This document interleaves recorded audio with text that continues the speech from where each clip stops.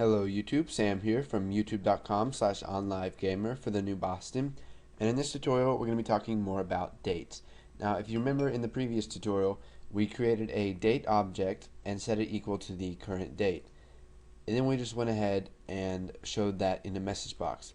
Now what we can do is we can extract certain parts of the dates, so we can get the month, the day, the year, hours, minutes, seconds, the day of the week, or the day of the years, and all of these are available to us inside of the date class. So let's go ahead and show some of these. So we'll type messagebox.show and we'll show the month, and we'll go ahead and add current date dot month, and we'll just create a couple more of these and we will show the various parts of the date.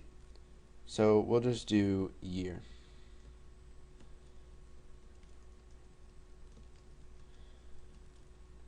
Now you can see that these don't have the little purple boxes here. They have a little box here with a finger pointing at it, and what that means is that it's a property or a variable.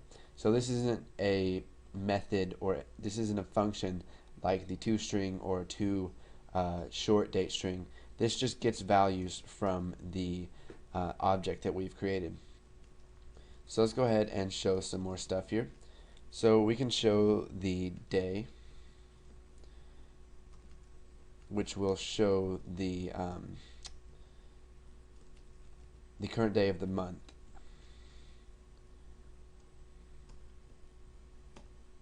Now we can get the hour and the minute and the second. So let's go ahead and type that.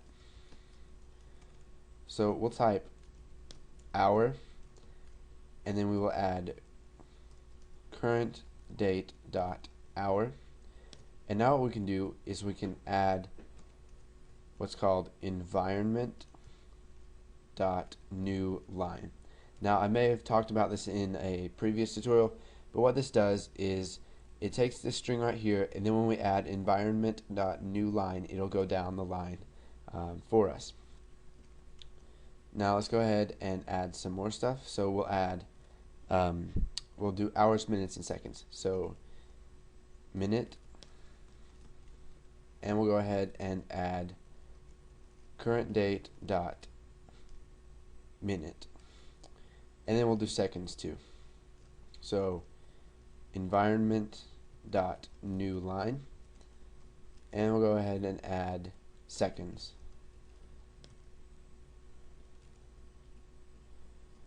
Current date dot second. Okay, so let's go ahead and fix this right here. We do not need these parameters. Now what we can do is we showed the month, year, the day, the hours, the minutes, and the seconds.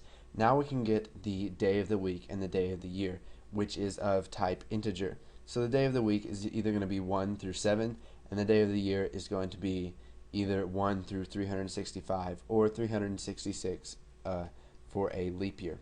So we can type messagebox.show day of week, and we'll go ahead and add current date dot day of week.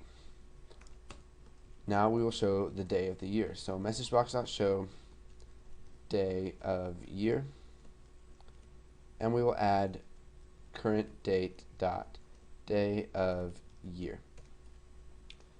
Okay, so now what we can do is we can run our program, and it will get all of these time values.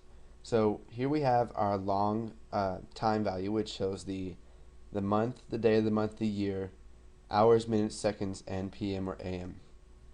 Then we get month 5. So it is the 5th month of the year, which is May. Year 2011, which is of course the year. We get the day, which is May 9th. We get hour 19, and this goes by the 24-hour time period. So hour 19 would be 7. Minute is 29 minutes, and second is 18 seconds. So 7:29, 18 seconds.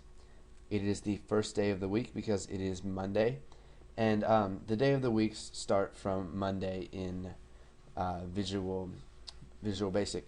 They do not start from Sunday. And then the day of the year is 129. So go ahead and put this code in if you already haven't. And once you've used some date functions, get some values from your date objects, and you're familiar with that, go ahead and move on to the next tutorial, and thanks for watching.